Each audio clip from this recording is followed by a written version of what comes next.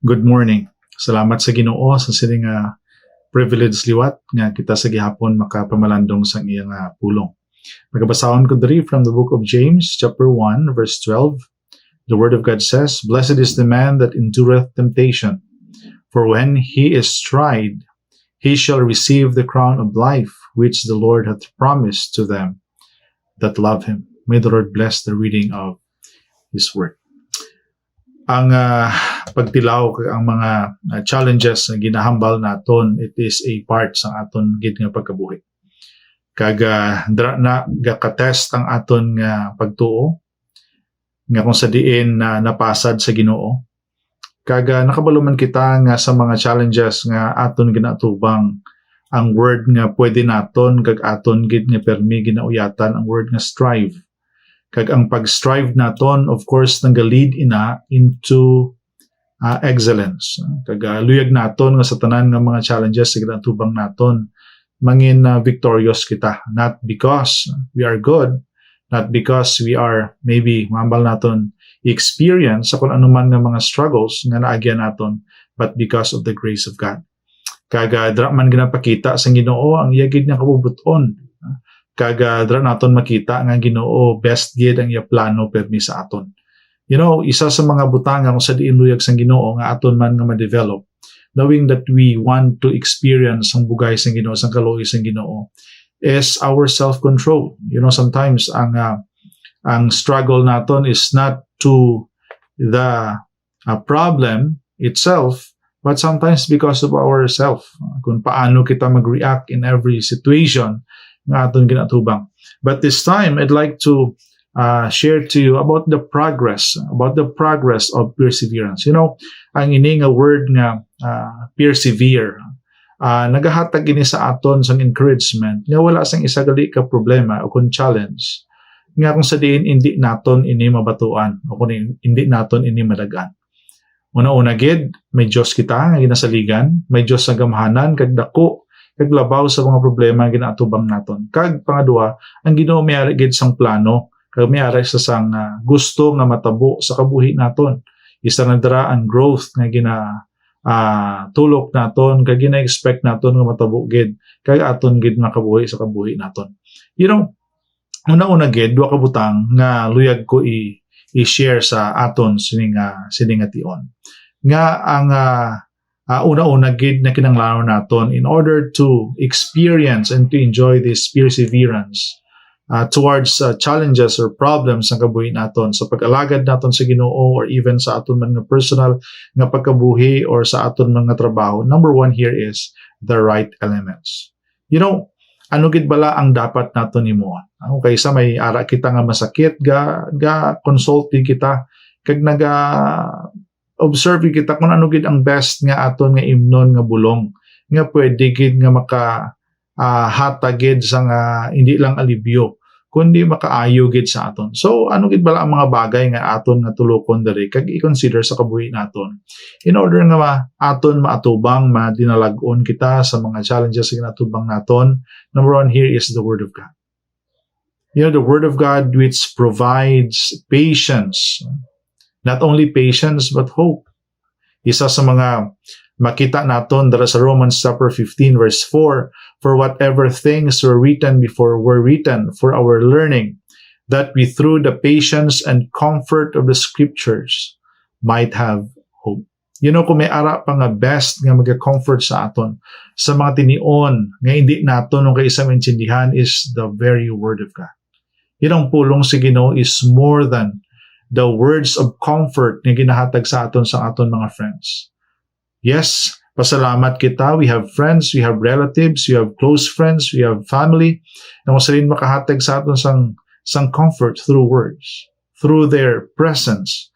But you know, it is very different ka makita naton diri sa pulong sa Ginoo because ang pulong sa Ginoo, this is the best nga sa diin mahambal naton the experience una gid of great people in the Bible nga ila man gid saligan and even pulong gid sa Ginoo. Never was a time sa kabuhi naton nga ang Ginoo na fail sa iya ginahambal sa aton. And you know, makita pa gid naton diri is not only the Word of God, but a strong hope which helps us to wait eagerly with perseverance. Ang pagtuo naton, amugid ang nagalid sa aton sa paglaom. I know nga hindi kita magtuo kung wala man lang kita sa paglaom, nga kinahanglan ko pa magtuo. Pero nakita naton, nabalaan naton nga ang Ginoo may ara gid sang butang nga usa din iya ginhambal sa aton nga ginalauman naton una-una gid because God is perfect. Ang Ginoo wala nagahimo-himo sa istorya, ang Ginoo wala nagahimo sa mga bagay nga i-disappoint lang sa tao. But ginahapakita niya sa aton nga may paglaom kita sa iya. In other words, may victory nga aton may experience diri sa duta. At the same time, a victory that leads to eternity. The more nga gina-experience naton ang ini kabudlayan, the more nga ginabutang naton ang pagsalig naton sa Ginoo, the more nga aton gina-enjoy o kung gina-namnam o sa pagkaon pa ang ginaaman sa Ginoo nga kabuhi nga wala sa katapusan. Because that is our hope, that later we will experience eternity. We will experience perfectness.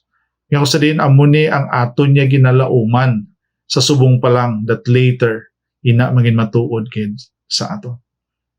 Not only hope but prayer. Kumusta ang imo prayer life? Kumusta ang imo nga prayer time? Knowing that prayer certainly helps. Even Apostle Paul, iya gid ini permi gina mention in Colossians chapter 1 verse 11, strengthened with all might according to his glorious power for all patience and long suffering with joy. Okay, isa ang ginahimo sang tao makumod, ma-argue sa Ginoo, ma-question sa Ginoo. But I tell you, God prepared something sa imo nga kadalag-an kung ikaw matutom nga magapangamuyo sa iya. He will listen. And not only he will listen, but he will answer sa kung anuman nga aton ginahambal sa iya. Ang Bible naghambal sa sining mga pagtilaw as tribulations. Kakabalugi kita, that tribulations produces perseverance. And perseverance prepares us for tribulation. It is like a cycle of life. Tagangin sa pagtilaw, para nga manginhamtong kita, mabakod na gid kita, and then ang aton nga batasan nga nag-persevere sa kung ano man nga mga struggle, gina-prepare pa kita sa kung ano pa gid nga coming nga mga tribulation nga aton nga pagatubangon. And we know to ourselves that we will fight and we will claim the victory, knowing nga ginatubang naton paagigid sa Ginoo. So, not only right elements ang aton i-consider diri, but second is the right perspective. Ano gid bala ang mga perspective nga aton nga dapat i-consider sa pagatubang naton sa sining mga challenges ang kabuhi naton? Una-una gid looking to Jesus. Hindi kaya magtulok sa tao, even though nga salamat sa mga tao, salamat sa friends, salamat sa family, yung kung sa di naga-comfort, nagahatag sa kung ano man ang kinanglanon nato sa tion sa pagtilaw. At labi kaglabaw, we have to focus on the Lord Jesus Christ. In Hebrews chapter 12 verse 1, therefore we also, since we are surrounded by so great a cloud of witnesses, let us lay aside every weight and the sin which so easily ensnares us, and let us run with endurance the race that is set before us. Sa unang part ng verse 2, looking unto Jesus. Looking unto Jesus. Sa tao ka magtanaw, may kasawayan pa. Kung kaisa taas gid ang iyong panurok and then later makita mo ang mga negative sa iya, na-discourage ka. Hindi man na siya mabasol, kaya una-una, may mga weaknesses man na siya, may limitations man na siya. And yet, what you can do is, you have to look, you have to focus on Jesus. The key of running the race, set before us, looking unto Jesus, by considering God who endures such hostility, we are less likely to grumble and give up. Amo ning hapos nga mahimo naton eh. May problema, laganan naton, give up kita. But no. Let us endure. Upod kita. Because ang Ginoo ara gid sa imo tupad, ara sa imo kilid, ara sa imo sa talanation, magabulig sa imo. The second thing nga makita naton there is not only looking to Jesus, but looking to the prophets of old. These are people na sa diin ara sa Bible, ara ang mga names nila, ara ang mga stories nila, kaya hindi natin ma-deny, they also experience struggles in life. Sino dara ang mga great men in the Bible? Moses, Abraham, David, Job. But makita natin their examples of steadfastness should motivate us. Ang ilang nga pag-endure sa sining mga pagtilaw sa kabuhi naton, aton mangin example, maga-encourage sa aton sa padayon nga pag-alagad pagid sa Ginoo. Bisan sa ano nga mga pagtilaw. Consider what they patiently endured. Our excuse for lack of perseverance or failure to bear up under trial seems silly and foolish. In other words, wrong gid na iya. Wala gid na iya. Hindi ka pasar sa aton pagka-term. Mga alibis naton, mga naton dara nga mga statements nga hindi kita maka-endure, hindi ina possible. Because nakabaloy kita, we can endure. Knowing that fight, that war against struggles is not ours. Iya sang Ginoo. Luyag lang iya sang Ginoo nga ikaw ma-cooperate gid. Ikaw may ara gid sang drive to face. Pero kabalo kita nga sa pagtuo naton pagsalig naton ang Ginoo amo ang bato para sa aton. And looking to each other. Tanaway mo tupad. Tanaway mo atubang dra. Imo friends. Kumusta ilagin experience? Sobra kaglabaw man. But then, kumusta sila subong? They are standing. Continuing the work of the Lord. Amo man na sa iyo. Kung nasarangan nila, kay nagtuo sila, nagsalig sila sa Ginoo, di same man imong imon, aton imon, nga magapadayon kita tungod nga nagasalig kita, nagatuo kita sa Ginoo. Kita mo na mo pod, kakinahanglan, encourage him, encourage her, encourage them, encourage the brethren. Kabalo kita, encouragement by brethren is a powerful aid of being persistent. Wala ka man naga-experience ay isang struggle, but your comfort nagapadayon gyapon sa imo. That you persevere. What's yung ganon? You have to bear another's burden. Wala ka man ayhan, hindi man ikaw ang direct, but then, imo man batyagon ang ilagay na batyag. Kaya ang imo nga response is to pray, is to encourage them sa padayon nga pagsalig sa Ginoo. Through daily exhortations and frequent assemblies, our fellowships, we are more likely to bear up under trials.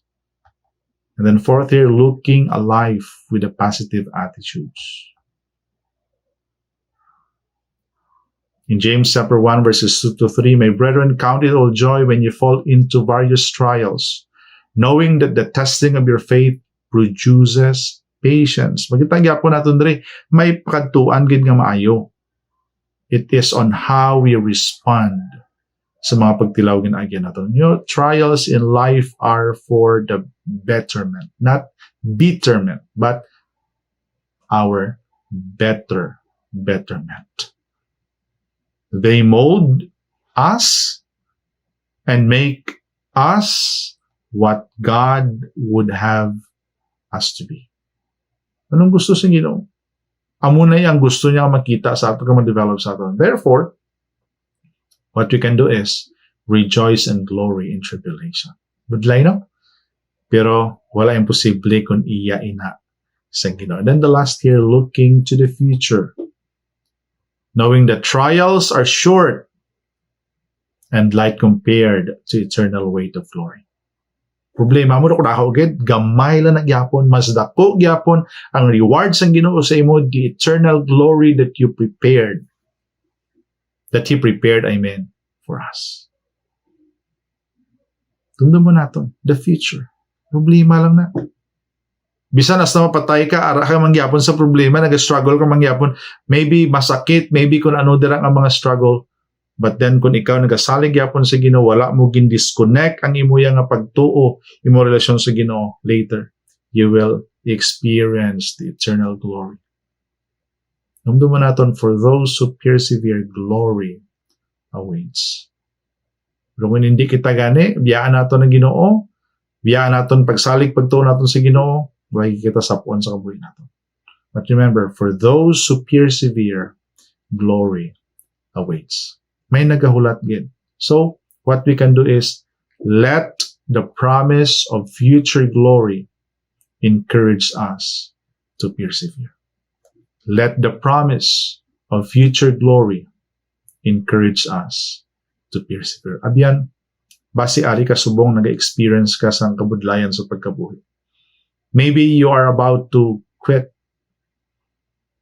sa pag-alagad sa Ginoo. Hindi ina paghimuha. Just continue to seek God's face every minute, every second of your life. Just trust Him. Just put your faith on Him. Later, He will reward you. Mag-upod siya sa imo. Updan niya ka sa sinaiya nga struggle. Kung ikaw nagapangayo, ikaw nagapalapit, ikaw nagatugyan sa sinang mga burden sa imo. Abyan, maybe, may ara ka man nga abyan nga nag-struggle. It is your task.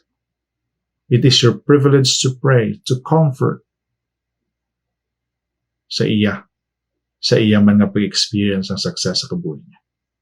You know, as long as we are here in this world, we will experience different struggles in life. But what we can do is, let us persevere. Don't give up. Just come to the presence of God. Just ask Him to help you. And just continue to claim the promise that He will never leave us nor forsake us. We have a faithful God. We are privileged because anytime, anywhere, we have God who is always available, sensitive of what we feel, and always giving us blessings and reward. Not only reward here in earth, but even eternal reward, glory, later in heaven. Let us pray. Father, we thank You for Your word. We thank You for this encouragement.